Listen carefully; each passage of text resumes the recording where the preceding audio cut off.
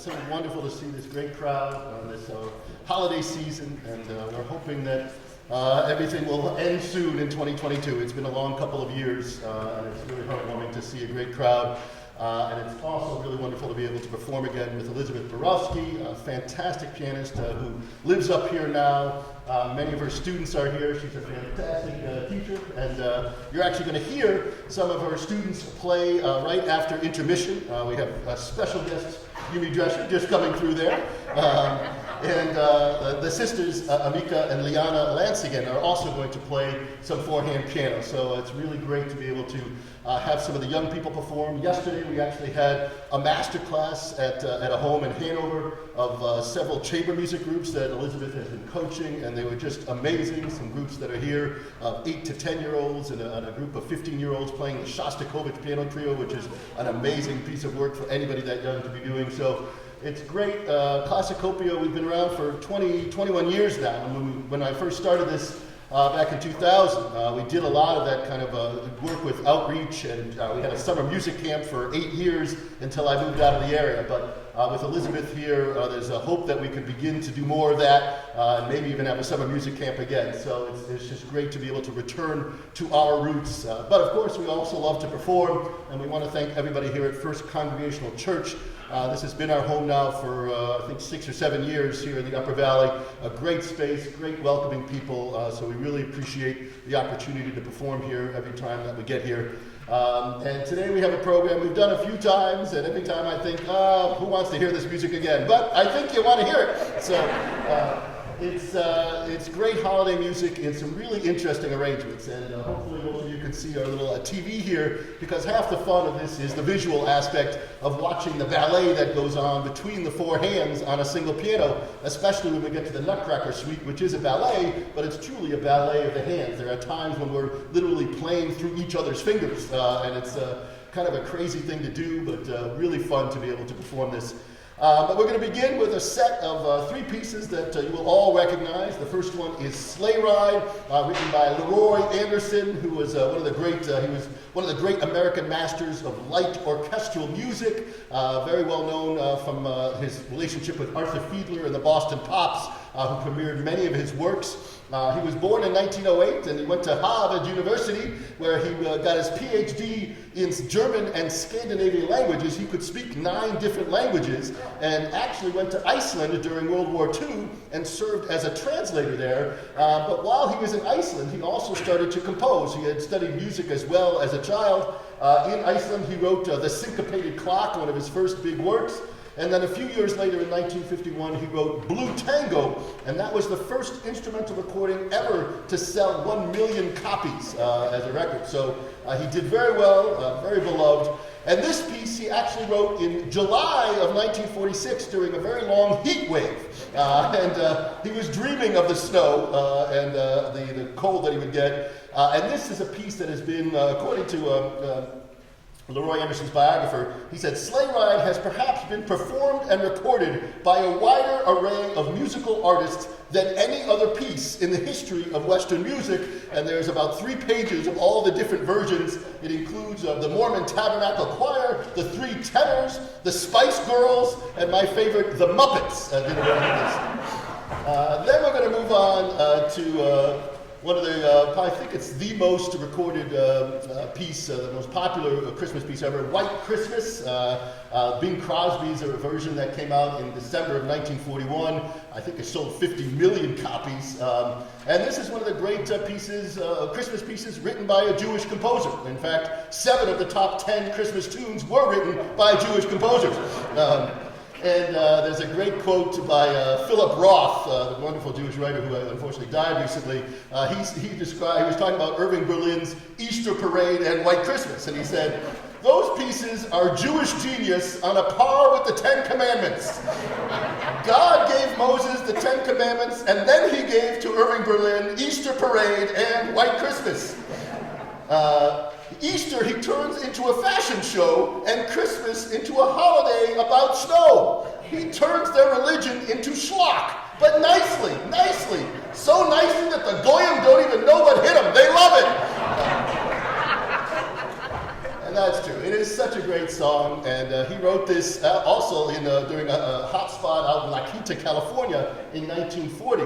And Irving Berlin, who wrote over 1,000 songs, would often write his music at night. He would just get inspired, and then he actually didn't know how to write music. He had a secretary that he had to have around, and when he had an idea, he would hum it and play it out, and the guy would write it out. And apparently when he had the idea for White Christmas, he woke up his secretary and he said, "Grab your pen right now and take down this song. I just wrote the best song I've ever written. Heck, I think I just wrote the best song that anybody's ever written." So he knew it was going to be a good song, and then of course when it comes out, right after Pearl Harbor, and then Bing Crosby would go on USO tours and sing this to the troops, and it really had that nostalgic feel. I just read recently, though, that there's actually a sort of a sadder side to this, that Irving Berlin had a child who died on Christmas Day in 1928, just a month old, and so in some ways he was sort of dreaming of that as well, so a little bit nostalgic side.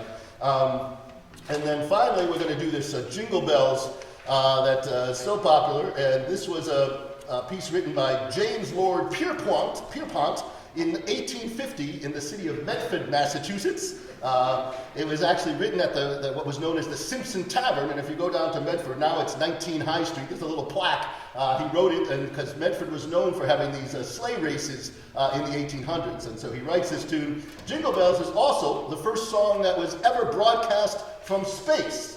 In December of 1965, the Gemini 6 astronauts Tom Stafford and Wally Schirra sent back this report to Mission Control. They said, "We have an object. It looks like a satellite going from north to south, probably in polar orbit. I see a command module and 8 smaller modules in front. The pilot of the command module is wearing a red suit." They then took out a little harmonica and sleigh bells and broadcast their version of Jingle Bells. So here are 3 tunes to get us in the mood. Please welcome our special guest, Elizabeth Borowsky.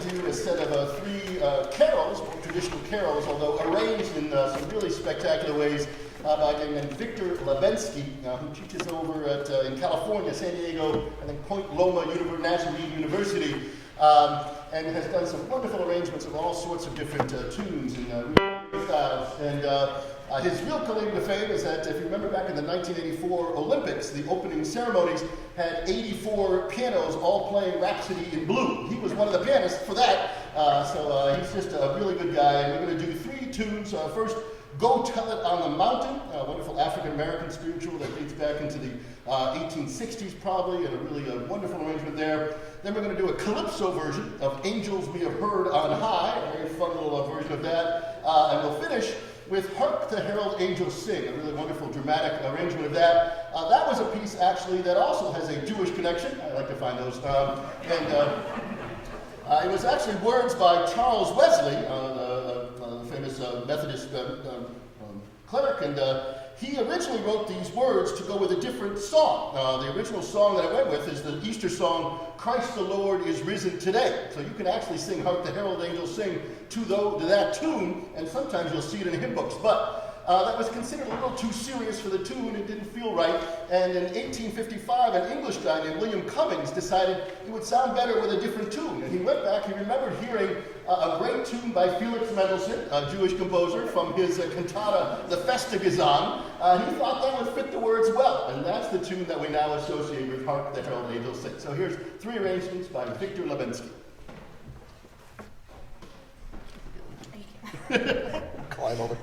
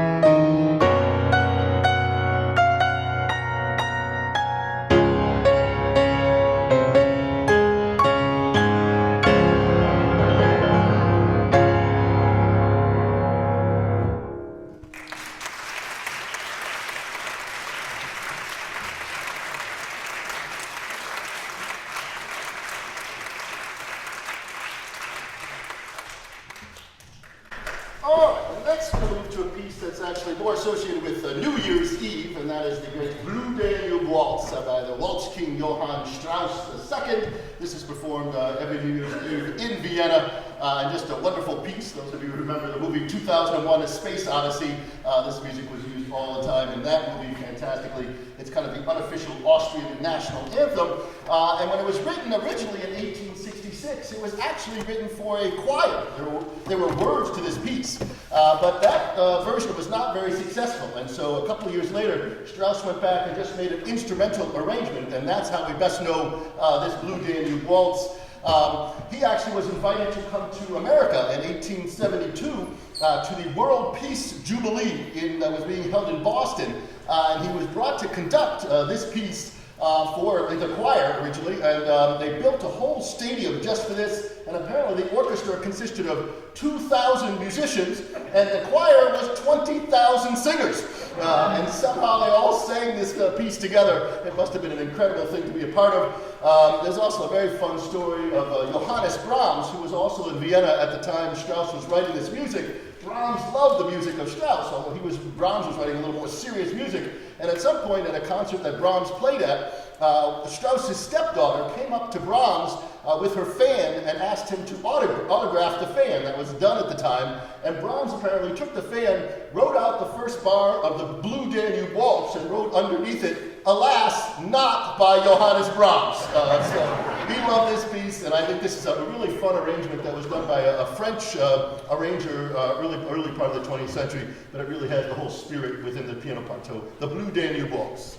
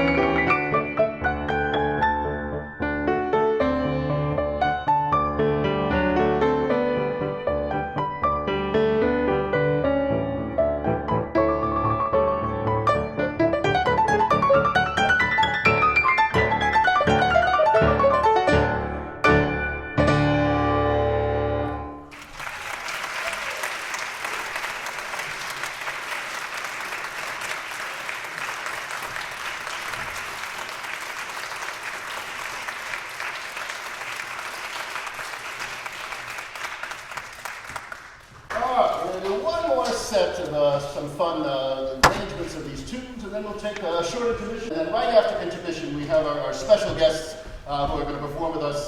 These are all students of Elizabeth. We have Yumi Drescher, who's going to play some four-hand pieces with Elizabeth, and then the sisters, Amika and Liana Lansigan, will be playing some tunes, and they'll announce what they're going to play beforehand, but we thought it would be wonderful to be able to include them in this program. So these next three arrangements are all by an English arranger named Simon Peberdy, who I started playing some of his music, really enjoyed it, and I contacted him. We actually spoke last year, and he actually came on to one of our live stream concerts and talked about his composing. Well, a fascinating guy. He studied music early on, but then when he went to school, decided to study physics and German because he thought there was no money in music. That's true.